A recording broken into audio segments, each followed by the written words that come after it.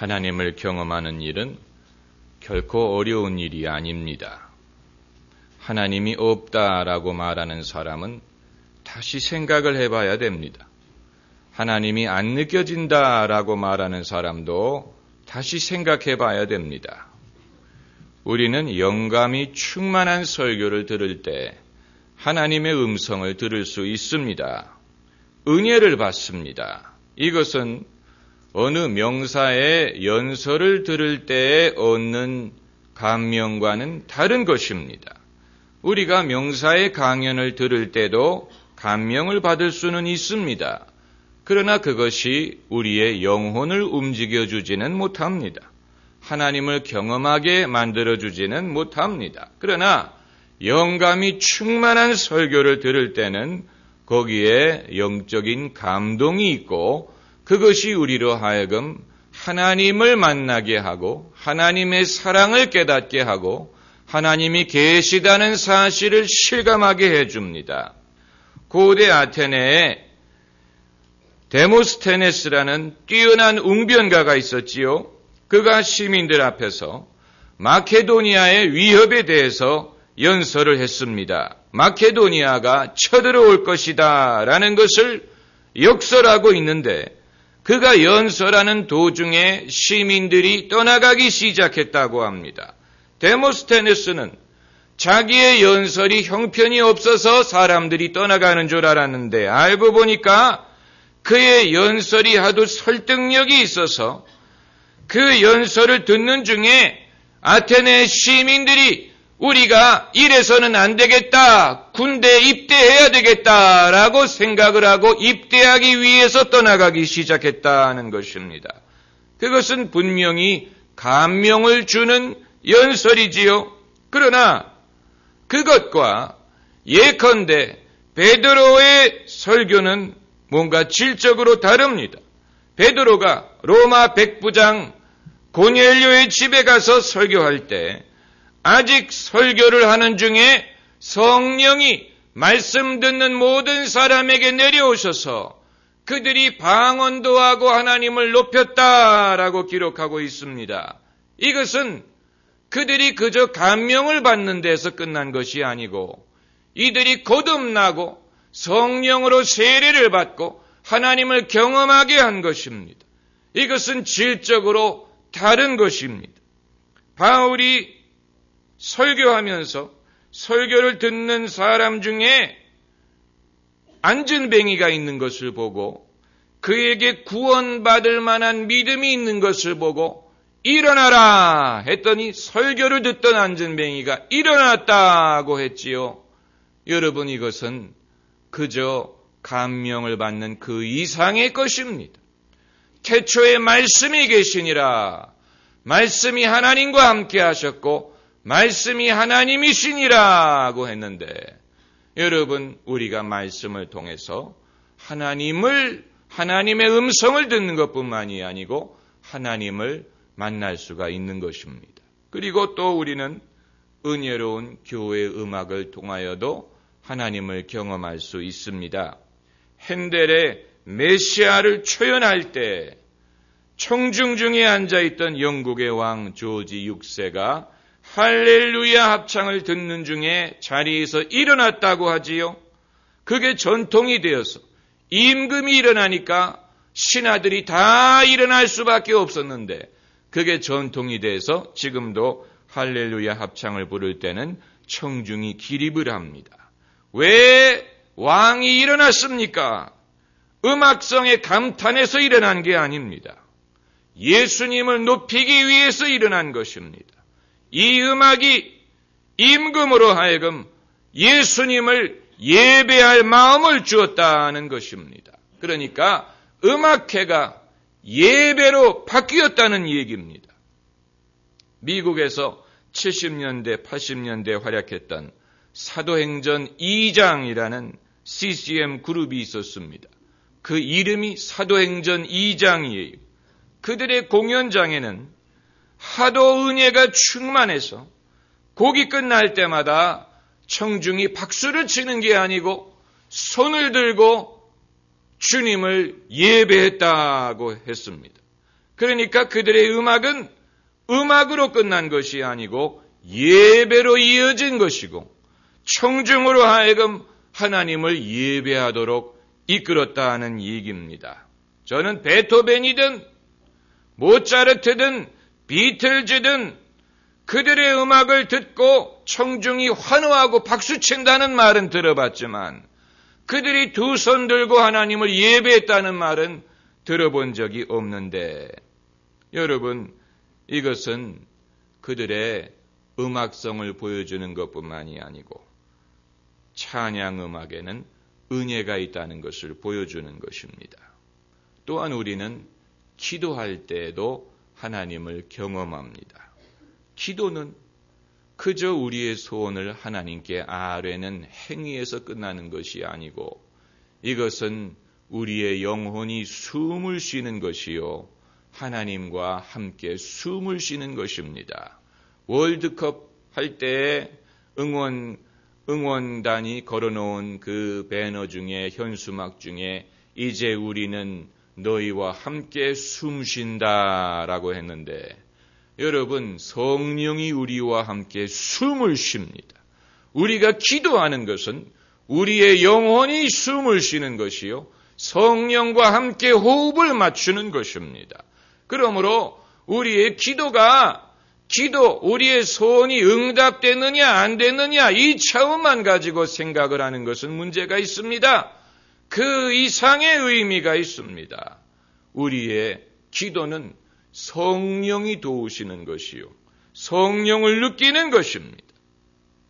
그래서 기도하는 중에 하나님의 평강이 우리에게 임합니다. 평화로다. 하늘 위에서 내려오네. 빌립보서 4장 6절에 아무것도 염려하지 말고 오직 모든 일에 기도와 간구로 너희 구할 것을 감사함으로 하나님께 아뢰라. 그리하면 모든 지각에 뛰어난 하나님의 평강이라고 했습니다. 세상의 평강이 아니, 심리적인 평강이 아닙니다. 하나님의 평강이 그리스도 예수 안에서 너희의 마음과 생각을 지키시리라. 여러분, 우리가 왜 평강을 누리지 못합니까? 평강은 그리스도 예수 안에 있기 때문에 그렇습니다. 예수님을 떠나가면 평강이 없어집니다. 예수님의 말씀을 떠나가면 마음이 불안해집니다. 예수님의 말씀을 떠나가면 두려워집니다. 예수님 안에 평강이 있습니다. 예수님을 떠나갈 수 없습니다. 모든 축복은 예수님 안에 있습니다. 모든 은사도 예수님 안에 있습니다. 하나님이 주시는 모든 선한 선물은 예수님 안에 있습니다. 우리가 예수님 안에 거하기만 하면 이 모든 것이 평탄히 이루어질 수 있지만 예수님을 떠나가면 평강도 떠나가고 축복도 떠나가고 하나님의 인도도 떠나가고 선한 것이 떠나가기 시작하는 것입니다. 우리가 잘 되기를 원하면 예수님 안에 거하는 것이 중요합니다. 예수님 말씀이 너희가 내 안에 거하고 내 말이 너희 안에 거하면 무엇이든지 구하라. 그리하면 이루리라 말씀하셨어요. 이것이 비밀입니다. 포도나무와 가지의 비밀이에요. 사람들은 가까워지더라도 가까워졌을 때에 한계가 있지요. 하나님과 우리는 가까워질수록 포도나무와 가지와 같아서 가까워질수록 주님의 주시는 더 선물이 더 가까워지고 그 사랑이 더 가까워지고 우리에게 그것이 축복이 되고 형통함이 될 수가 있습니다. 그러므로 기도를 제대로 하는 사람은 기도하기 전과 기도한 다음과 얼굴빛이 달라져야 됩니다. 기도한 다음에는 얼굴빛이 어두워서는 안 됩니다.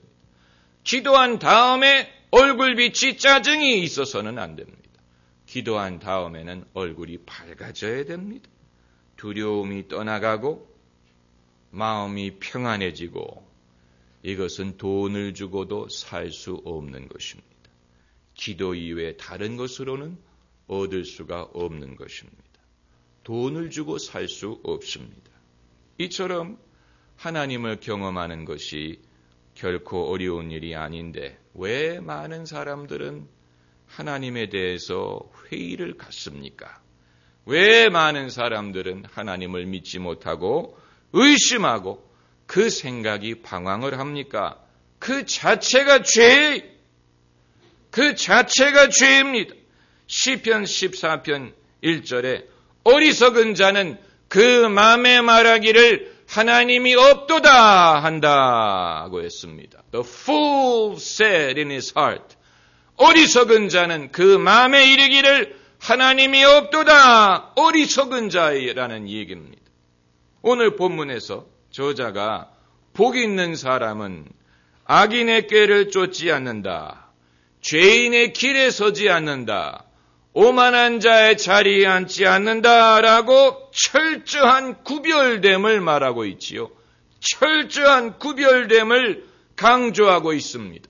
복이 있는 사람과 악인의 철저한 구별을 말하는 것도 이유가 있는 것입니다. 그리스도인이 세상 사람과 교류를 갖고 때로는 소위 죄인들과도 친분이 있어야 그들의 생각을 알 수 있고 또 그들을 전도할 수도 있을 것이 아니냐 이렇게 생각을 하지요. 일리가 있는 말입니다. 그러나 누가 누구를 전도한다는 얘기입니까? 누가 누구를 전도합니까? 의사 선생님이 환자를 진료하다가 환자가 앓는 병이 옮을 수가 있어요. 환자를 고치려고 하다가 의사가 병들 수 있습니다. 가는 병, 오는 병, 환자의 병을 의사가 옮을 수 있습니다. 정신과 의사들도 이런 현상을 조심합니다. 정신질환을 앓는 환자의 병이 의사에게 옮겨올 수 있다는 것입니다. 그것을 영어로 transference라고 부르는데 전가라는 말이지요. 이 전가는 건강한 마음이 병든 사람에게 전달될 수도 있지만 그 반대로 병든 마음이 건강한 사람에게 옮겨올 수도 있다는 얘기입니다. 그렇기 때문에 시편 저자가 그들의 꾀를 쫓지 말라, 그들의 길에 서지 말라, 그들의 자리에 앉지 말라 이렇게 말하는 것입니다. 왜냐하면 은연중에 그것이 옳마옵니다.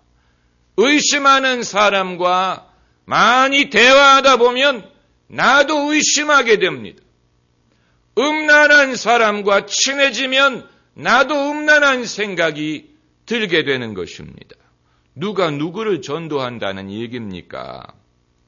그러면 그 대신 무엇을 해야 되느냐?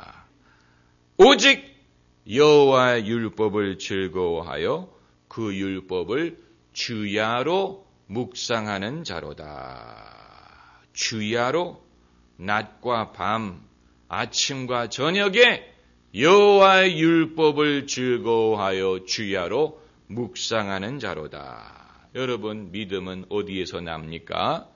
믿음은 들음에서 납니다. 들음은 그리스도의 말씀으로 말미암습니다. 반대로 의심도 들음에서 납니다. 의심도 들음에서 나는데 그 들음은 세상의 말과 마귀의 말에서 말미암는 것입니다. 우리가 누구의 말에 귀를 기울이느냐에 따라서 믿음을 얻을 수도 있고 의심을 얻을 수도 있는 것입니다. 우리가 우리의 믿음을 얻고 그 믿음을 지키고 믿음을 키우기 위해서는 주야로 하나님의 말씀을 묵상해야 됩니다. 우리가 성경을 읽는 이유는 정보를 얻기 위해서가 아니에요. 믿음을 얻기 위해서입니다. 할렐루야. 여러분, 누가 여러분에게 성경 말씀을 말해줄 때 나 저 구절 알아 이렇게 말하지 마세요. 모르기 때문에 전하는 게 아닙니다. 이미 아는 성경 구절도 새롭게 듣는 중에 또 그게 은혜가 되고 믿음을 불러일으킨다면 100번이고 1000번이어도 들을 필요가 있는 것입니다. 그래서 그냥 읽는 게 아니고 묵상한다라고 했습니다. 묵상. 성경은 여러분 매우 단순한 영성을 가르칩니다. 현대인들은 영성, 스피리추얼리티에 관심을 많이 보이고 있는데 성경이 가르치는 묵상은 우리 자신을 비우기 위한 묵상이 아니고 하나님의 말씀을 묵상하는 것입니다. 아주 중요한 것입니다. 성경이 가르치는 묵상은 우리의 마음을 비우기 위한 것이 아니고 하나님의 말씀을 묵상하는 것입니다. 거기에서 하나님을 만날 수가 있습니다. 어떤 분들은 목사님, 경치가 좋은 곳에 좀 쉬러 가시면 설교 준비하는데도 도움이 많이 될 겁니다. 이렇게 말씀하시는 분들이 계신데 여러분 아무리 경치가 좋고 아름다운 곳에 가더라도 하나님의 말씀이 없으면 경치가 좋은 것만 가지고 하나님을 만날 수 없습니다. 경치가 좋은 것만 가지고 하나님을 경험할 수 없습니다. 우리는 세상의 아름다움을 묵상하는 게 아니고 하나님의 말씀을 묵상하는 것입니다. 그러므로 경치가 아름다운 곳에 가서 그 모든 것을 구경하는 것보다는 골방에 들어가서 하나님의 말씀을 묵상하는 것이 더 은혜가 있고 더 계시를 받고 더 많은 것을 깨달을 수가 있습니다. 여러분 이것은 비밀이 예수님이 그러기 때문에 광야에 나가신 것입니다. 또 모세가 광야에서 40년을 보냈어요. 광야는 아름다운 것이 없어요. 모래바람밖에 없습니다. 그러나 광야에서 하나님의 음성을 들었다. 여러분 하나님의 생각은 우리의 생각과는 많이 다릅니다. 읽는 것과 묵상하는 것이 어떻게 다르냐? 사람들은 만화책을 읽습니다. 만화책을 묵상하지 않습니다. 사람들은 삼국지를 읽지요, 묵상하지 않습니다. 만화책을 묵상한들 거기에서 추가로 얻어지는 것은 아무것도 없습니다. 세상의 책, 세상의 영화, 드라마는 보고 즐기고 소비하고 끝나는 것입니다. 그 이후에는 아무것도 없습니다. 그러나 성경 말씀은 읽는 것으로 끝나는 것이 아니고 묵상을 하면 할수록 그 이후에 추가로 떠오르는 깨달음, 지혜, 영감이 있습니다. 이것이 성경 말씀이 세상의 다른 문학과 차이점입니다. 성경 말씀은 마치 소가 되새김질을 하는 것처럼 소가 이미 먹은 것을 좀 더럽지요. 다시 개어내가지고 씹는다고 하지 않습니까? 그걸 씹고 왜 그렇게 하느냐? 그게 이제 소화를 돕는 것이라고 하는데 하나님의 말씀도 소화하려면 처음에는 소화가 다 안 돼요. 무슨 말인지 이해도 안 돼요. 하나님의 말씀 어렵다. 성경 어렵다. 그런데 되새김질을 하면 읽고 묵상하고 또 묵상하면 여기에 이런 뜻이 있었구나. 그것을 우리가 소화할 수 있게 되는 것입니다. 성경 말씀을 듣고 체해서는 안 됩니다. 소화할 수 있어야 됩니다. 그래야 나에게 생명이 되지요. 그래야 나에게 피와 살이 될 수가 있는 것입니다. 세계적인 설교가들이 설교 재료를 어디서 얻습니까? 책을 많이 읽고 사람들을 많이 만나서 거기서 설교 재료를 얻는 것이 아니고 성경 말씀을 묵상을 깊이 하노라면 남들이 깨닫지 못하는 지혜를 거기에서 얻을 수가 있는 것입니다. 성경의 깊이 하나님의 말씀은 광대한 것뿐만이 아니고 깊은 우물과도 같습니다. 이런 사람은 어떻게 되느냐?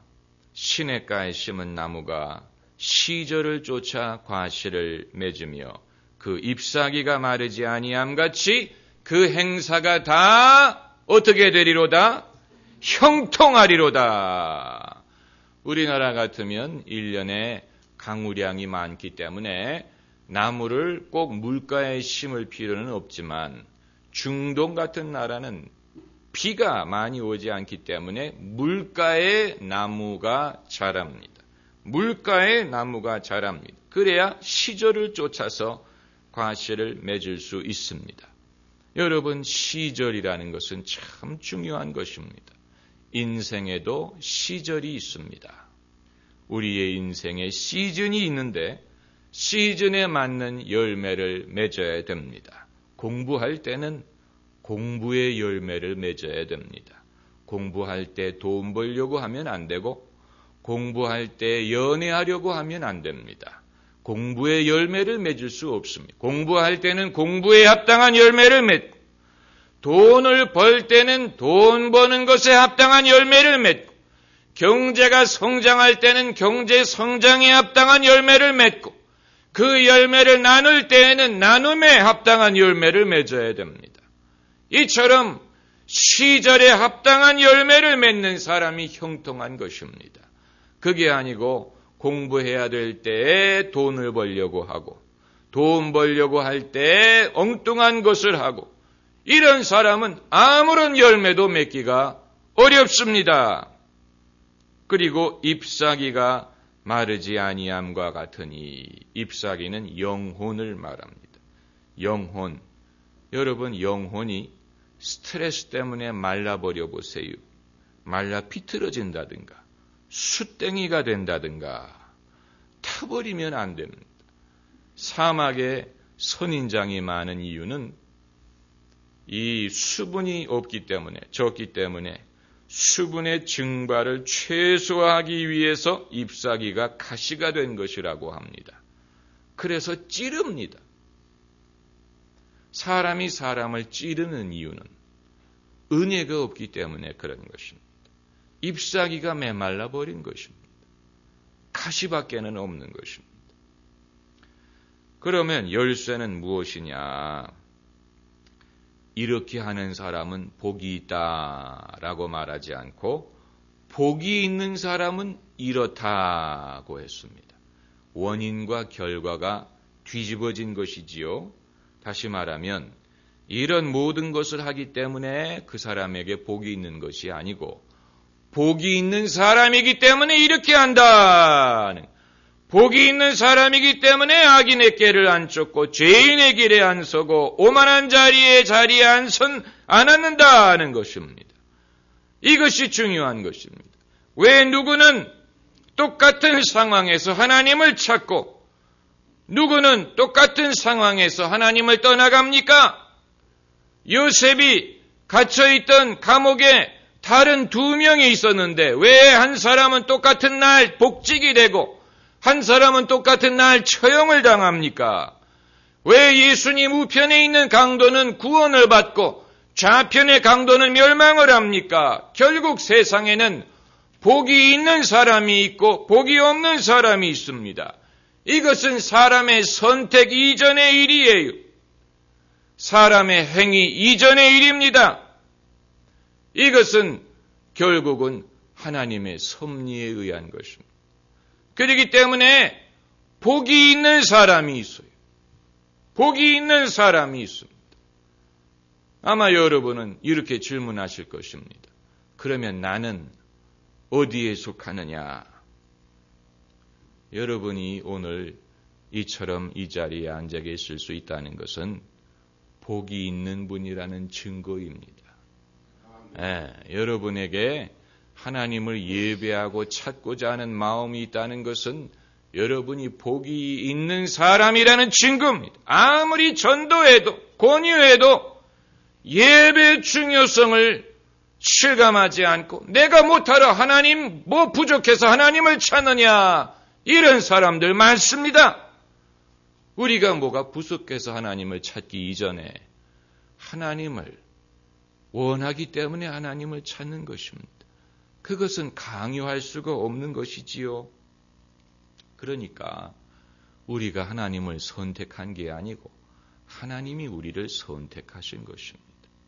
이것을 우리가 알아야 됩니다. 우리가 복이 있는 사람이라는 사실을 알아야 됩니다. 그래야 악인의 길에 서지 않고 오만한 자리에 앉지 않고 그 행사가 형통하리로다. 할렐루야. 기도하십시다.